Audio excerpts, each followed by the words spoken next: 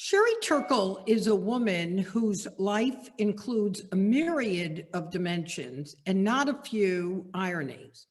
There is the woman who has a master's and a doctorate from Harvard in the fields of sociology and personality psychology, the first woman to appear on the cover of Wired magazine, the featured commentator on every major outlet, the woman who is a recipient of fellowships from the Guggenheim and Rockefeller Foundations, and the founding director of the MIT Initiative on Technology and Self. And despite being the pioneer in the study of technology as a culture and its potential for damage to our lives and relationships, she is a tenured professor. She is a tenured professor at that bastion of technology, MIT. And now, after writing 9 best-selling books on psychology, technology, and conversation, she is now a woman sharing intimate personal details, secrets, and the parts of her journey from post-World War II Brooklyn to the Rockaways. Quite a journey, quite a memoir, filled with humility, evocative details about a lost time and place, and ultimately about the profound ramifications of having parents who are incapable of loving, or despite their love, are struggling with their own disappointments and aspirations, told with affection, candor, and a deep sense of humanity. The Empathy Diaries is a gripping memoir of an extraordinary life in our times. Professor Turkel, welcome to Just the Right Book. My pleasure to be here. So, Sherry, you grew up in a time and a place that many of us look at with nostalgia or affection, and your life had many of those elements. Yet it was not simply of its error. How would you describe what was typical of your upbringing? And what contributed to your nonetheless feeling like an outsider? That's such a great question because it makes the point of the Empathy Diaries that things on the surface are things on the surface, and then there's what's beneath the surface. Because on the surface, I was like Brooklyn Jewish normal. Right. I roller skated. I mean, there's a picture in the book of me, on roller skates. I stood on the temple steps on Rosh Hashanah like all the other families. You went to Rockaways. I went to Far Rockaway for the holidays, and yet the life of my family was filled with secrets. My mom had been married to my father and left him when I was 1, and I divorced him and went back to live with her parents. I was not allowed to say my father's name. I did not know my father's name. I first saw my name, which is Sherry Zimmerman, written out in a children's book that I found in a closet above my grandparents' kitchen table that I called the memory closet when I was 3 years old. And it was like inscribed to Sherry Zimmerman. And I was like, I knew what it was. And I knew to hide the book because it was taboo. I was a child without a name because he was erased. I found a picture of him in which literally his head was cut out. And when my mother remarried to Milton Turkel, I was told that my name would now be Turkel, even though by this point at school, I had to sign my name legally as Sherry Zimmerman. And when I came home, I had to lock up my papers so that nobody would know my true family name. It was like I lived a life like a double agent. So Sherry, were you nervous? And so you literally went by Sherry Zimmerman. Yes, in school. And were you like nervous that somebody would find out? Did you? Oh, yes. because my mother would be outed. It was my mother who wanted to hide the fact of her previous marriage.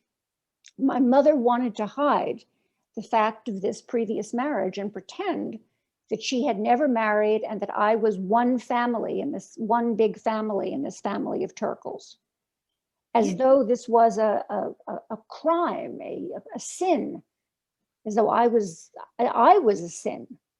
Yeah. And to say that I was nervous is very, Roxanne, I like that. That's very discreet. I was definitely nervous because the one time I did it, I remember at a Girl Scout meeting, somebody asked me to introduce myself and I said, Sherry Zimmerman. And you could see my mother did not know what to do. I had outed her and it was terrible. It was a terrible situation. And, you know, to root us in the part of it that was typical. Yeah. Describe, I mean, even when you went to the Rockaways, you were with your grandparents. Right. And like, even describe what the setup was there, like where you slept and what you did during the day.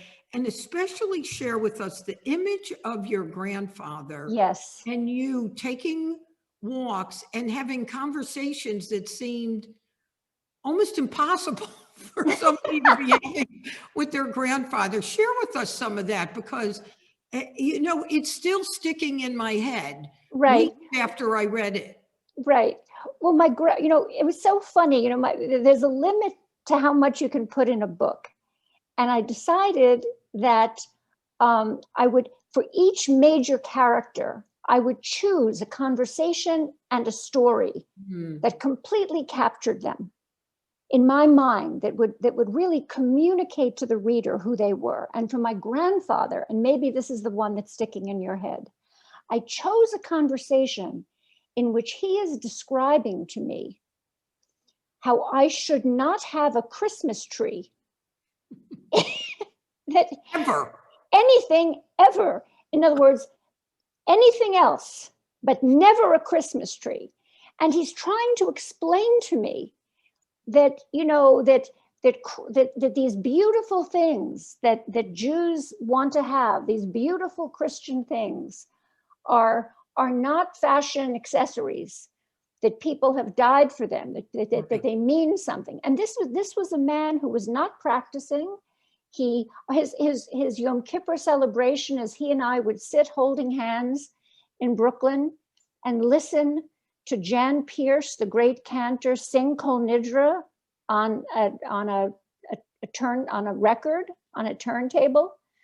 And that's what we did for Yom Kippur. We sat together and listened to it. So it wasn't a man of tremendous religious practice, but that is what our conversations were about, where they were about, you know, kind of his brothers who had changed their name from Bonowitz to Bonner, and how that hurt him, but how he understood with sadness what it took to get ahead in America. So that was the conversation I chose for him.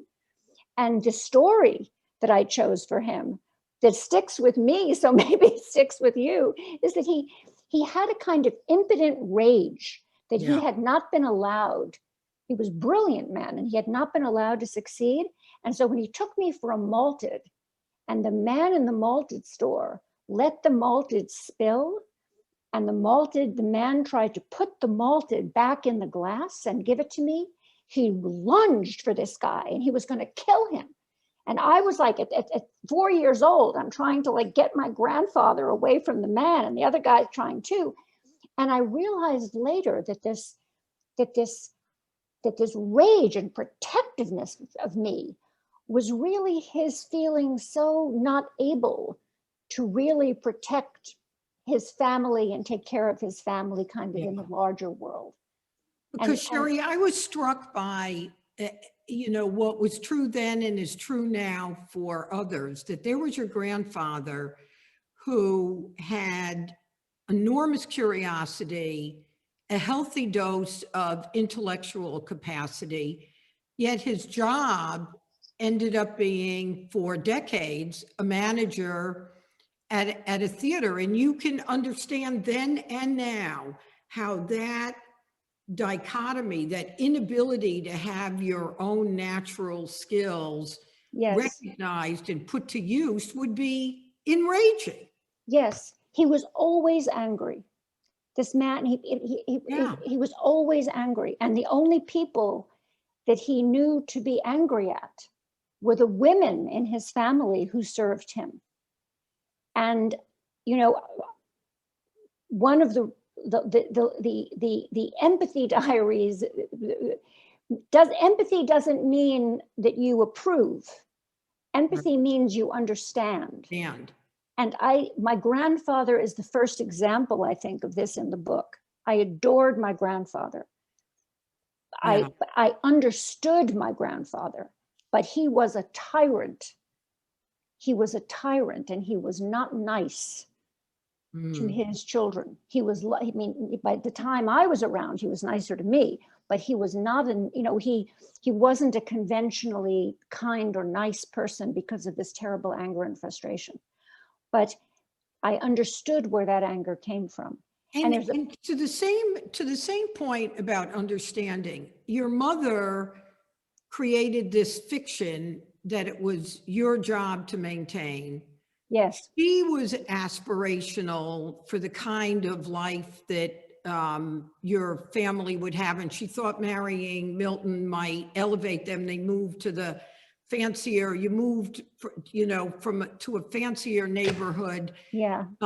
In Brooklyn, yet did you come to understand her, despite the fact that what she created for you was in many ways an incredibly lonely life in order to preserve everything that she needed kept secret? Yes. Writing this book helped me come closer in understanding her. Because in writing this book, I saw how she learned, for example,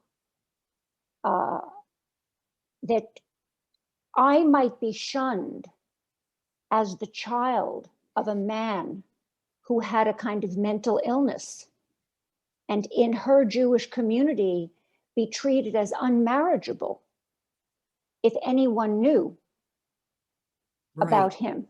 So she thought she was protecting you. She thought that had never occurred to me in a million years until I began the research for this book. In this book, in doing the research for this book, I met my father, and I realized how she came to leave him. She found him doing experiments on me. Yeah. And she took some A&P bags, and she put some diapers in, and she put some clothes in, and she called her sister, and she went home to her family. I would never have known that. And that, so in finding my father, I lost my fantasy of my father, and I found her as she was in her anxieties and in her fears. And of course, she had no, there was no community to turn to. There was no, she felt she needed to cover this up. And Sherry, she died when you were quite young. You were 18 or 19, yes, and she was 48 or 9. She was 48, yeah. Do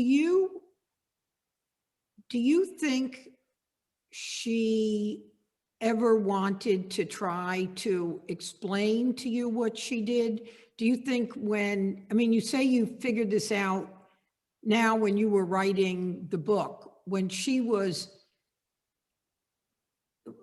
well, I'm going to take a step back, because she developed cancer and she kept it from you. Yes. And yet you ultimately found out only when she was in the hospital dying. So to sort of reconstruct that question, do you think when you had that time with her in the hospital, which was a matter of days, that you or she came to an understanding of what your relationship was about or not about? Well,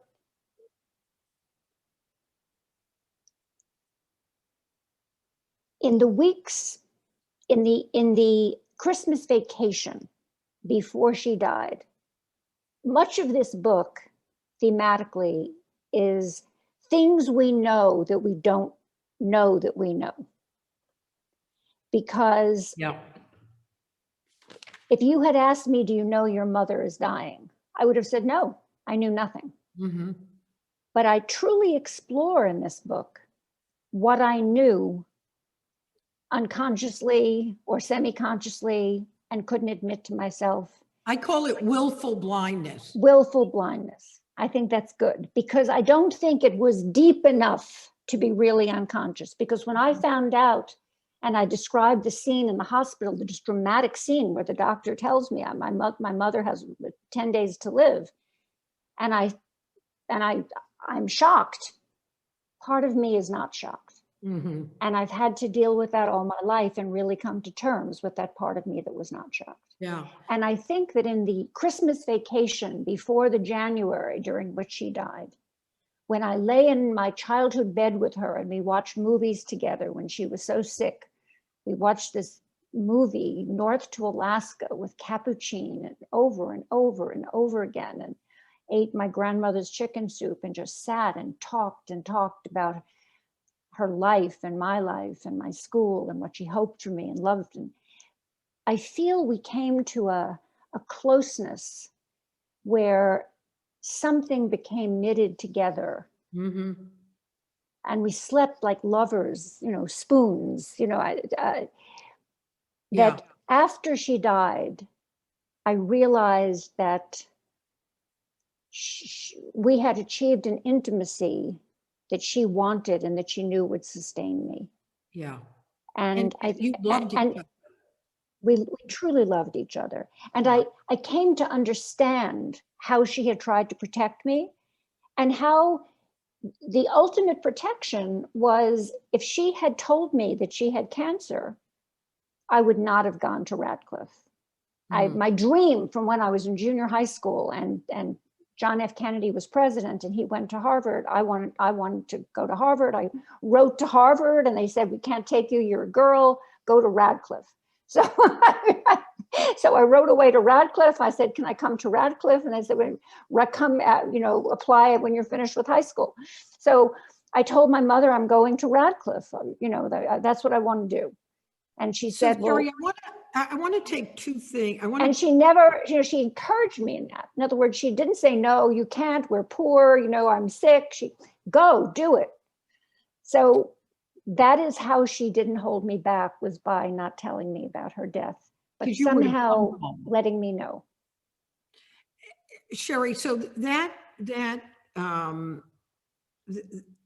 information brings to mind two things in the book that I wanted to ask you about.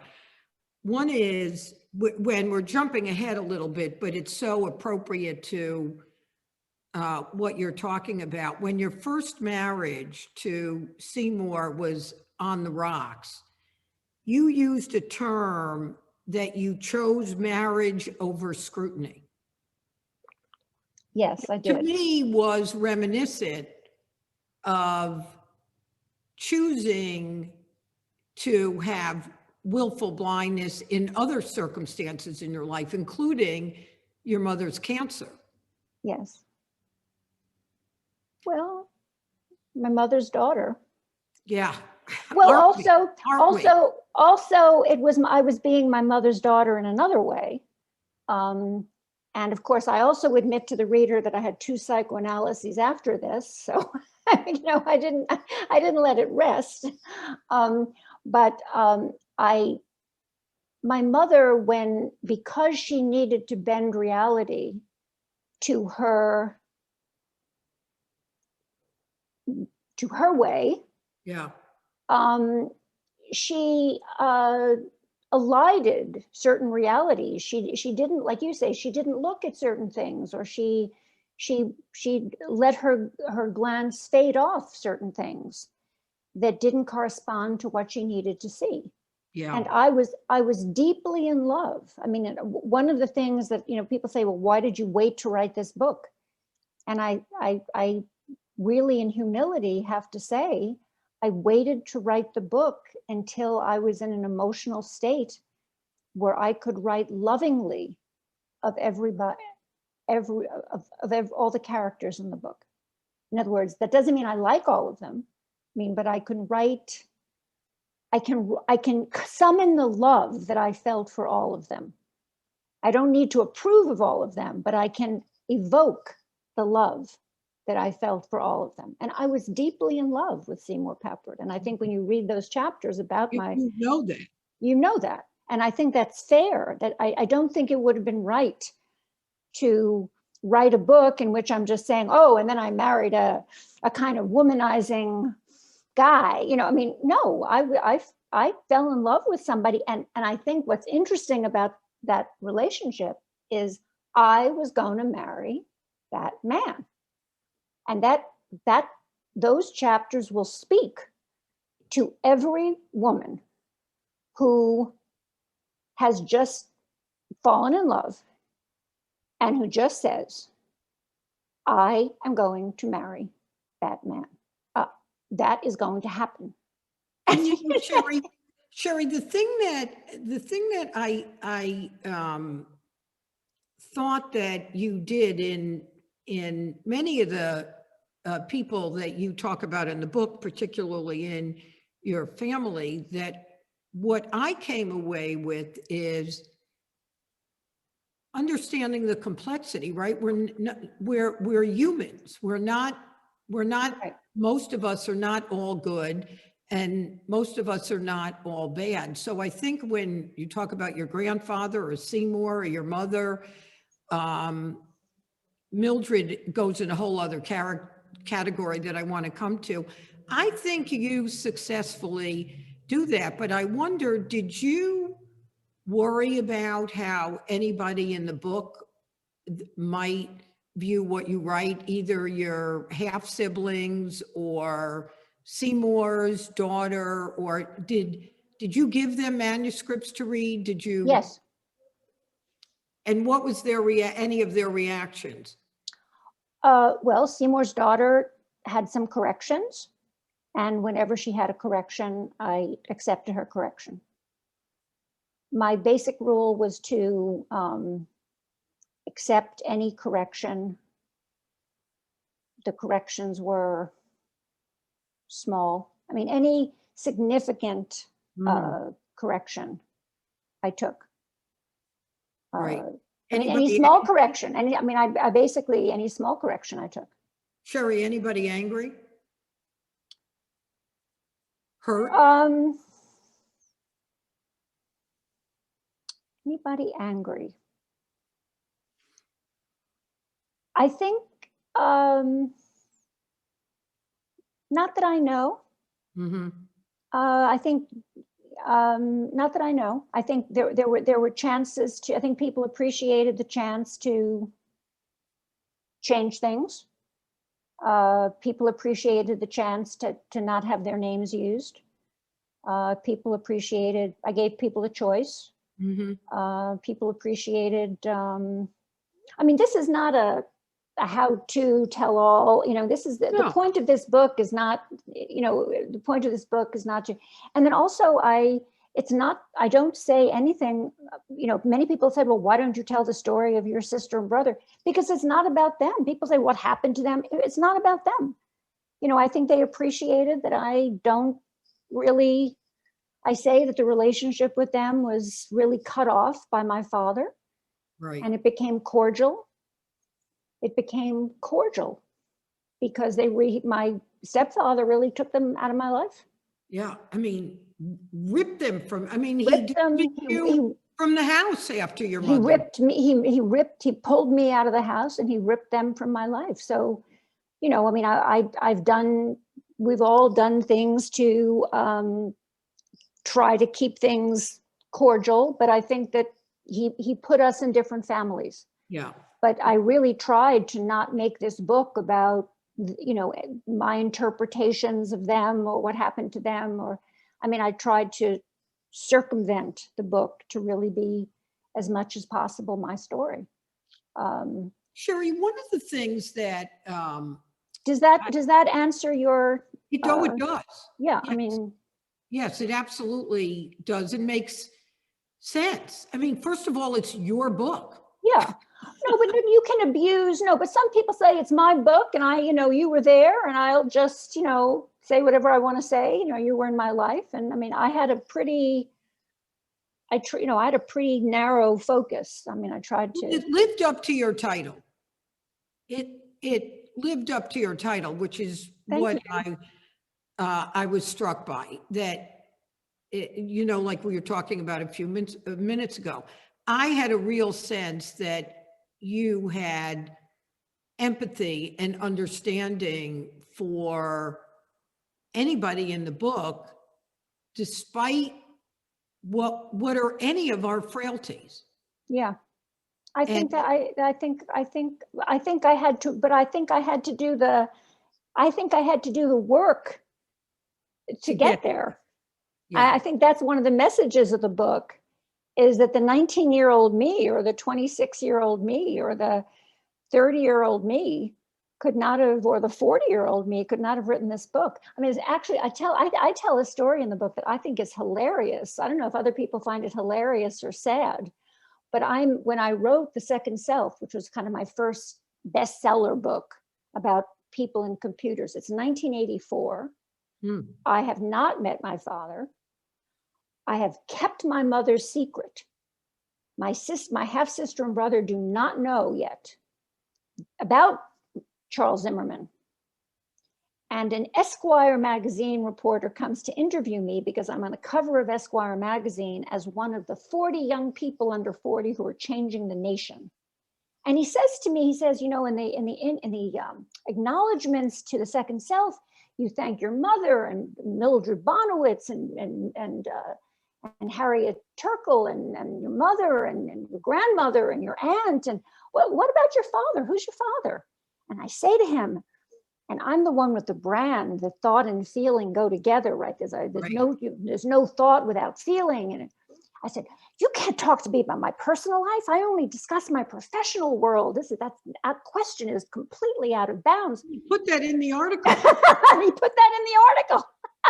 He says, whoa, for a lady who's trying to sell, whose whole sales pitch is the thought and feeling go together, there's one crazy lady, So, and I saw him retreating. I knew he was going to really take a swipe of me, that my puff piece in Esquire magazine was not going to be a puff piece.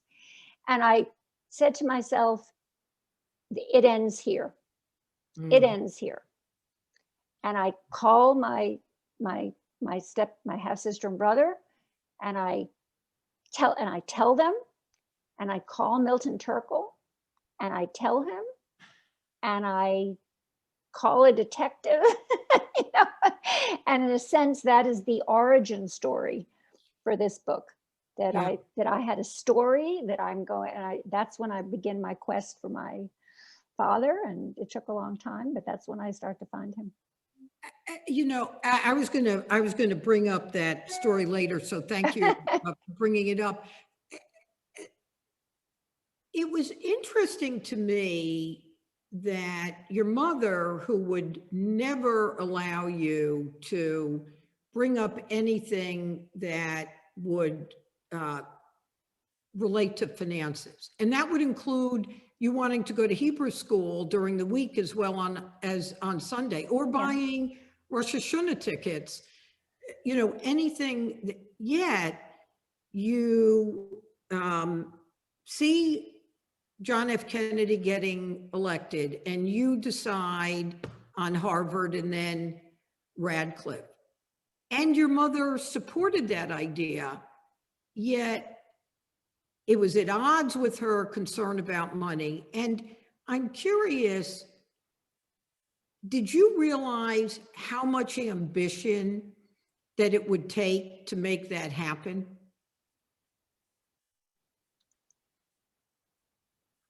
I was just determined. I was just, it's a little bit like I met Seymour Papert. I thought he was a little nutty. Yeah. I was madly in love with him. I was going to marry him. every moment I spent in his presence, I was happy in some way that reminded me of Elizabeth Bennet and Mr. Darcy. I don't know. It's like, He was an exciting. it was exciting. He was exciting. You know, it was that kind of, just kind of like my mother, that part of my mother that just put on blinders and, I wanted this in my life. I think it was the same. I was going to go to Radcliffe, and I read that there were fellow scholars. One thing I knew is that I did know that in order to get into, and this is very sad. I mean, it's, my book has an undertow of sadness because in order to get these things, I'm laughing about the Seymour thing because there is something funny about this kind of, I basically was in psychoanalysis and lying to my analyst about all the outrageous things that Seymour was doing in order to, in order to kind of stay in psychoanalysis and marry him. And then finally I thought, whoa, this is really not the analytic rule to lie to your analyst so that your analyst doesn't know that your husband to be is not appropriate. So I quit the analysis until essentially went back into analysis after the marriage was over. Anyway, to get back to your question, I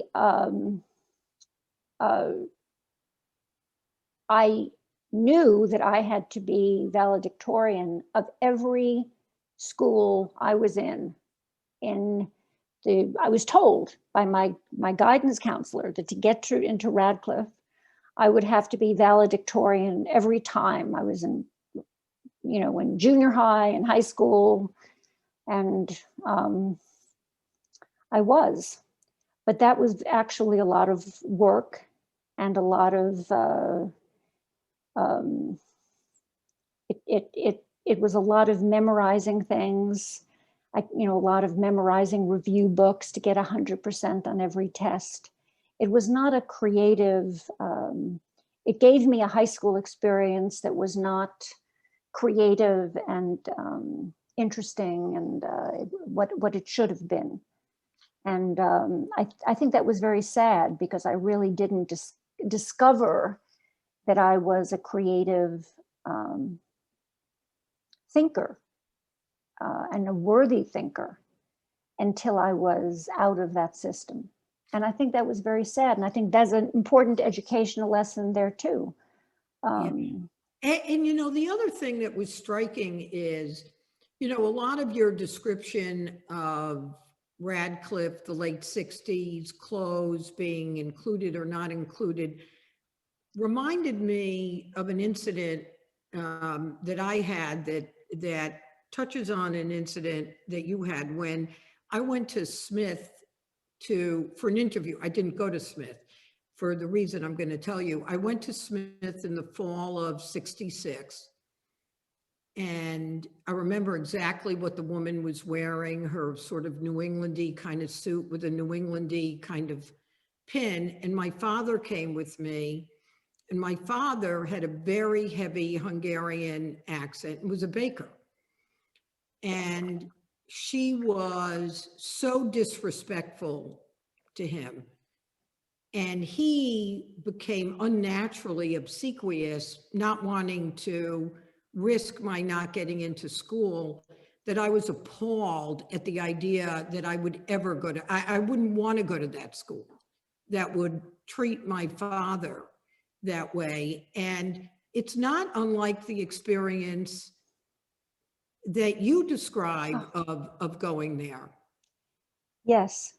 And actually, I tell a story that's the mirror image of your story. May I tell my story? Sure. I was angry at my mother for keeping my father from me. And it came out in tiny cruelties because I loved her. But I was so angry that she wouldn't talk to me about my father. And she took me to my Radcliffe interview. And it was such a big deal for her because really together we had done this. She had allowed it. She had gotten over her fears. My family was so fearful of the outside world. They weren't Holocaust victims, but they were the shadow of the Holocaust was so heavy on my family. I describe a story where when I was like the designated adult, when somebody would come to the house to fix something, my grandmother would sit on the couch with her old dress, holding her purse. My grandfather would put on a suit. And I didn't realize till later that it was almost like they were waiting to be taken. I mean, there was such tension about any stranger in the house. And my mother had gotten over all of that to let me go away to college. And we come out of the interview, and in my anxiety, as we were interviewed by a woman very similar to the woman you describe. I wonder if she had the same suit. She probably had the same suit, but I remember she had this little circle pin. And That's what this woman had. They shopped in Talbot's. She had a round collared wool suit. They shopped in Talbot's. How can I tell you? They had these special places. Anyway, and in my anxiety, I say to my mother, who was wearing this absolutely outrageous hairdo from King's Highway, this place she went, Don's. All bouffant. Oh my God! It came down and then it came up and then it came down. It was like up and then out and then down, and it was at night. Flip at the bottom? But no, it flipped here out. Then it came in. Oh, that's right. I know what you mean. I know what you mean. And it was secured. She slept sitting up, and she had a row of steel clips. And anyway, I say to her, who only wanted to share with me this moment of hope and aspiration and whatever this meant. And I say to her, Mommy, you had a steel clip in your hair during the interview. Mm. And I say in the book, if I had one do-over in life, that would be my do-over. And I've done, I haven't done bad things. I haven't stolen anything, or I haven't killed anybody. But it was so cruel. And it was coming out of this place of, why isn't my father here? Why can't I say, I wish Daddy were here? Why don't I know who Daddy is? Yeah. But it's the flip side of your story, that your reaction was to embrace your father. And my reaction was to say, Mommy, I'm angry at you for what you didn't give me. And it wasn't until later that I embraced her. It took me time. And, Sherry, in reading the book, I mean, this is probably pop psychology, because as opposed to you, I don't have a doctorate in psychology. It's not hard to make the leap that the way you ended up having to have an interior and exterior life aligns with the work that you ended up doing, where social media is creating interior and exterior lives. Do you think that's what got you interested in the area, or is that just a coincidence? No, what I think you're saying is that, I think that I was prepared to see what social media could accomplish. Right. In other words, it wasn't just that I had extremely good training as a psychologist, as an ethnographer. I had psychoanalytic training. It wasn't just that I was, intellectually and psychologically prepared, but I was deeply emotionally prepared to see that. Just as I was really prepared to see that people, when I went to France, for people who haven't read the book, you didn't even get to your Paris time. Right. I drop out of school because my stepfather, when my mother dies, my stepfather doesn't sign the parents' confidential statement. I lose my scholarship. So I drop out of school and I drop out of Radcliffe.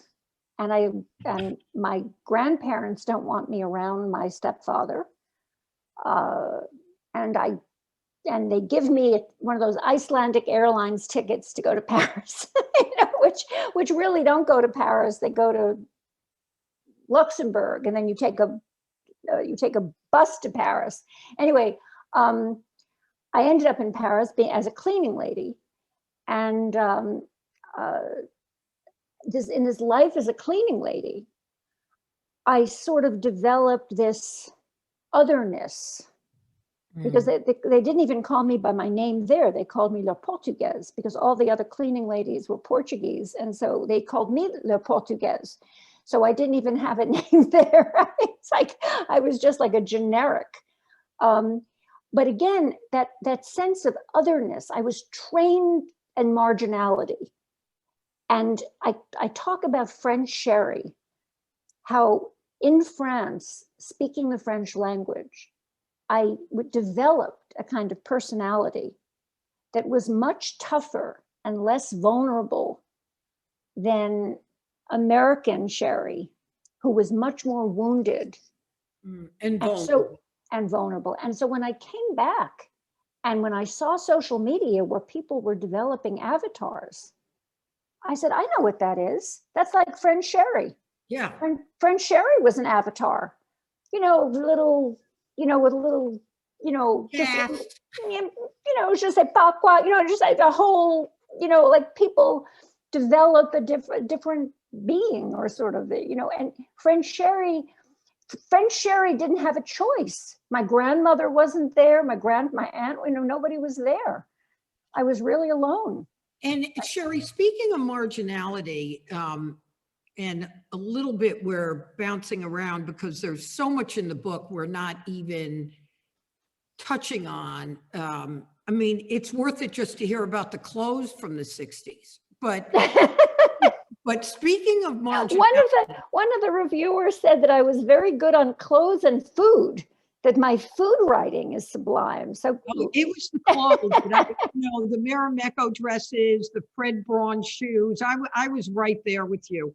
But one of the MIT story, I mean, we haven't even gotten to all your landmark work at MIT, but I was struck by a story. Steve Jobs comes to MIT in the late 70s, like 77 or so, and you're a professor at MIT doing research into this work, and you're not invited to the meeting with Jobs on campus, but you're giving the goddamn dinner party to cook for everybody coming. So now I'm putting my head in the late 70s.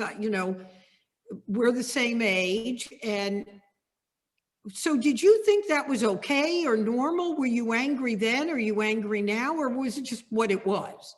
Well, I'm so glad you bring this up, because if you read that part of the book, you will see that I tell that story, which is that I was asked to make dinner for Steve Jobs and all the Jobs acolytes in my apartment.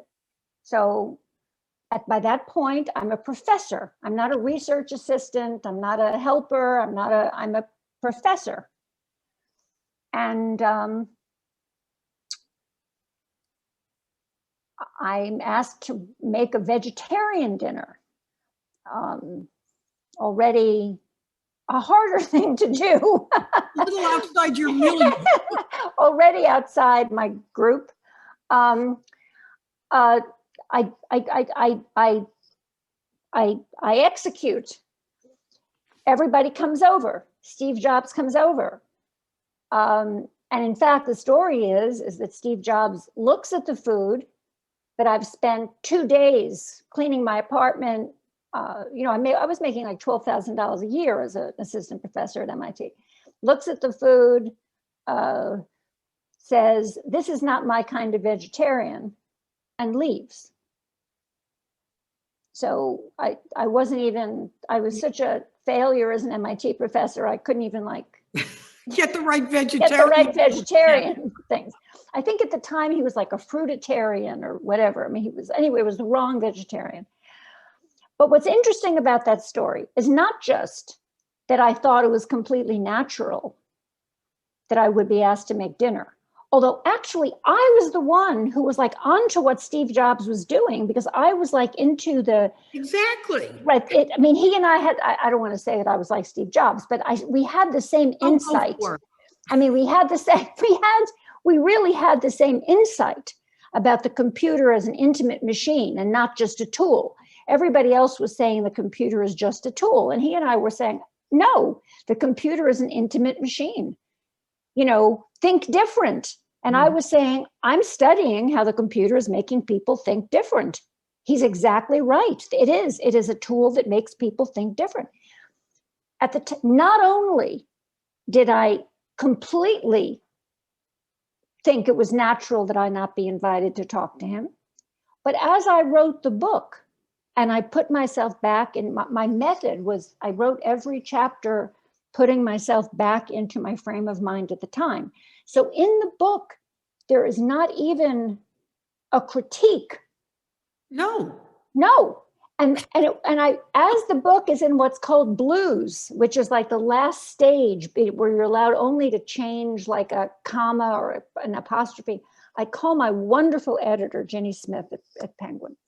And I say, Ginny, I know I'm only allowed to change apostrophes.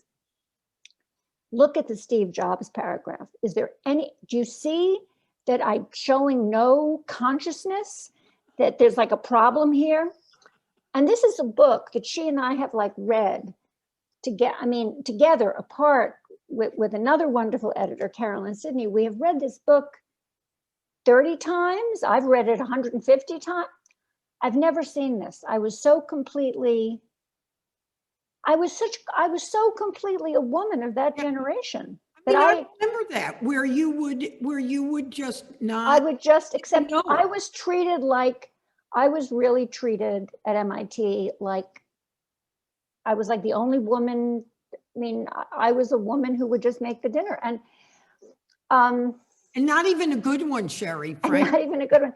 And there was no way to change it. And I thought to myself, this will come up in a conversation. And it's like this.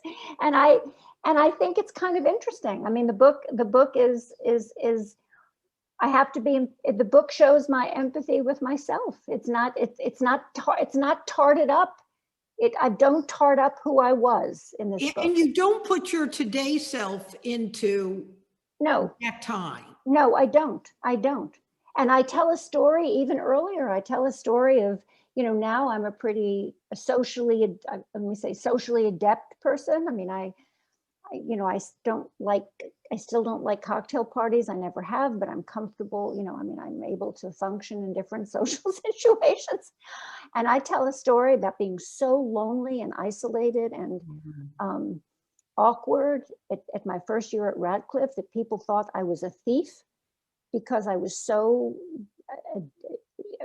because I was the girl who used to come into girls' rooms and ask for change for the Coke machine, because I couldn't think of any other reason to come in to make conversation.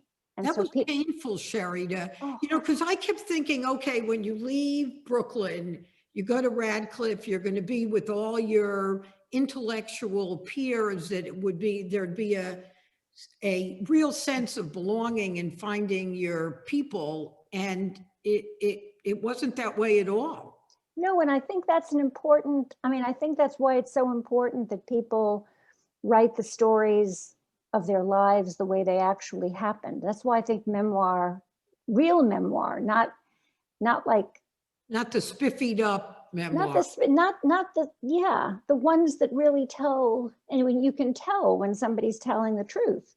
I call those revisionist history memoirs. Yeah, I mean, the kind where the summer before I went to Radcliffe, I think it's even more telling. The summer before I went to Radcliffe, I got a job to make a little money. I got a job as a drama counselor at a sleepaway camp.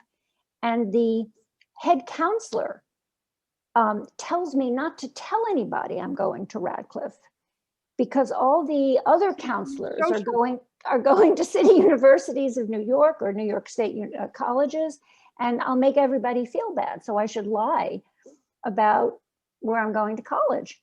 And I was just so used to lying about everything. Why not? I was like, so I should tell everybody I'm going to Brooklyn. He says, tell you everybody you're going to Brooklyn College. That's the best. I'll introduce you as going to Brooklyn College. So Sherry, we're running out of time, and it would be pathetic if I have the premier expert on the impact of technology on our relationships and sense of self. We're coming out of 12 months of being utterly dependent on technology and Zoom. So is your personal experience, your observations about this past year reinforce your notion, make you think it's more nuanced than you previously thought, or did it totally upend how you think about our relationship to technology? No, I think it has. I stand with my observation, which is I'm no Luddite. Thank God for Zoom. I've always felt that technology is fantastic when used appropriately. We needed technology and it came to the rescue. And thank God that we had this way to connect each other. I've never been a Luddite. The danger is that we say Zooming was better than nothing. And then somehow it becomes just better. That's the danger. You know, a computer psychotherapist is better than nothing. And then somehow we get ourselves organized that Wobot or computer aided psychotherapy is just better because it's cheaper. And it's so the danger is you go from better than nothing to just better.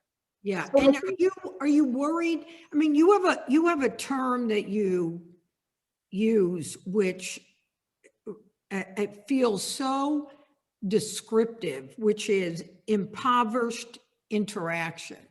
Yes. And how worried are you that there'll be too much stickiness to our reliance on technology now that's been accelerated because of the pandemic? Well, because you get used to, I'm very worried. But Yeah. that's why I think we need this. That's why I'm trying to. That's another book, Sherry. That's your next book. Yes, because the danger is that, I mean, I think we spoke about this when we spoke 5 years ago when I wrote, 6 years ago when I wrote Reclaiming Conversation, is that you get used to impoverished interaction and you say, it's pretty good and it's more convenient. So let's do that. That's the danger, is you accept better than nothing for just better. Yeah. Because it's more convenient and it's friction free. When you have a conversation over Zoom and you're not in the room, you're not with the body, there are many things that can be all left. the subtleties are gone. Yes. Now we are both trying at 150%, at 200% to be attentive to each other. Right. And yet, it's not the same as if we were together. And we both know that, but we are really working it to get the maximum out of this. But actually, in most business situations and in most teaching situations and in most, people are just letting slide. Yeah. Here you have two sort of professional conversationalists who are really making an effort to connect. Right. And in most conversational situations that I've been in this year, this is not what's happening. Yeah. People are just let it be as friction-free as possible, let's just let this meeting kind of happen. Let it, and you can get away with that much more readily in any sort of, in this kind of environment. And for many purposes, you know, one of the themes of the Empathy Diaries is empathy is about friction. It's about the hard question. It's about really putting yourself in somebody's, not just in their place, but in their problem. It's about commitment. It's about sticking with them. It's tough. It's understanding and listening. Yeah, and it's not about liking what they say. It's not kumbaya. You know, that, I mean, look at all the unlikable people that I really needed to understand. Right. And live with in my head for all these years as I've been, I mean, unlikable people.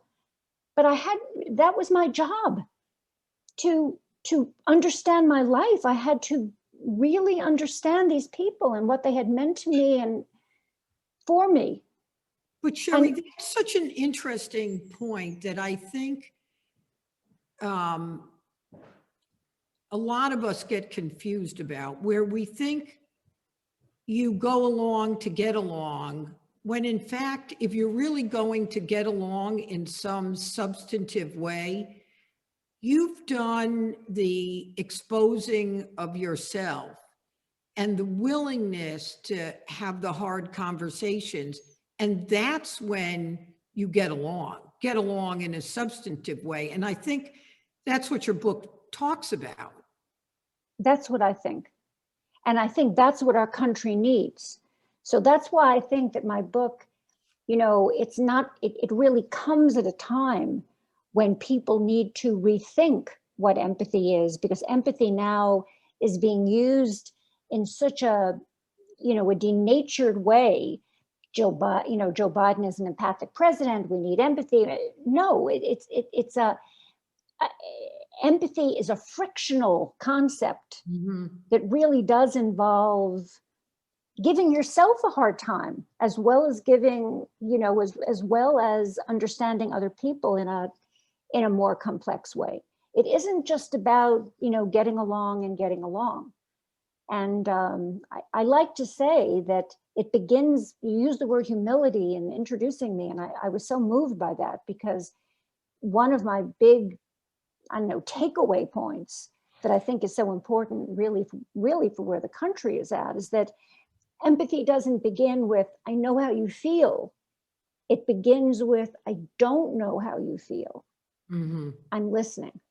I'm here, and I'm sticking with you. And in that incident where people thought I was the hall thief, I had my first experience of someone being truly empathic with me. Right? Her name was Lynn. Her name was Lynn, who sat with me and explained to me, Sherry, if you walk into people's rooms and keep asking them for change, they're going to think that maybe you're coming in and going to take more to feel part.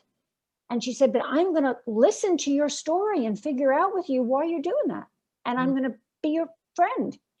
But Sherry, it's why I use the word humility, because you are pretty unglossed in your telling about your experiences, not merely what might have been done to you, but things that you did that are not maybe your proudest moments, like the one that you talked about with your mom. And don't you think that that's what sets the stage for others to understand that they too can be vulnerable and still be heard and listened to, and in fact benefit from that? I mean, that's the other message to me from your book. Well, that's what I hope. In other words, people say, aren't you frightened? Wasn't that frightening? Don't you feel terrible? Aren't you vulnerable? And I feel, actually, no. Kind of liberated, right? Well, I lived all those years keeping this secret, hiding, pretending I didn't have a name. There's nothing in this book. I mean, I've said in this interview, well, you know, I told my mother that she had my terrible do-over is that I tried to hurt my mom at a moment when I should have been just loving her up. I mean, I've done things, but that's part of, I feel like we've all, we all need to be honest about our humanity and be as loving and compassionate to ourselves as we can be towards each other. So I feel, I don't know if it's liberating. It's just really who I am. Yeah. And I think it'd be a lot better if more people were who they were. But being who you are, I think, is what's liberating. Just being, I hate this word authentic, but that is what it does. Yes. Yes. I think that is what, I think that is what sets up the capacity for relationship, is to be your authentic self. And your authentic self has to include how you dealt with a mother who made you lie about your name. And for that to not have included moments of childlike beating your little fists and little cruelties would not be credible. Yeah. Would not be credible. And Sherry, I would be remiss to not ask the question that you have has your daughter turned 30 yet? Yes. My daughter just turned 30. Yes, she did. So you were parented a certain way. How did that inform how you parented? Oh, truth. Truth was spoken in my household. Too much truth. Be interesting to see what book Rebecca writes in 30 years. Too much truth. Too much information, mommy. TMI. I think she would say. That's funny. Truth above all. Well, Sherry, speaking of truth, I want to thank you for taking the time. My pleasure. To join me in conversation. I want to encourage, we didn't get to Paris, we didn't get to your career, we didn't get to your landmark understanding of how we're living today, but there's the Empathy Diaries, there are all the other books that you've written, and I hope that all our listeners will not only pick up this book, but it'll make them even more curious to read some of your other books. And thank you very much for taking the time. I really enjoyed this conversation. Yeah.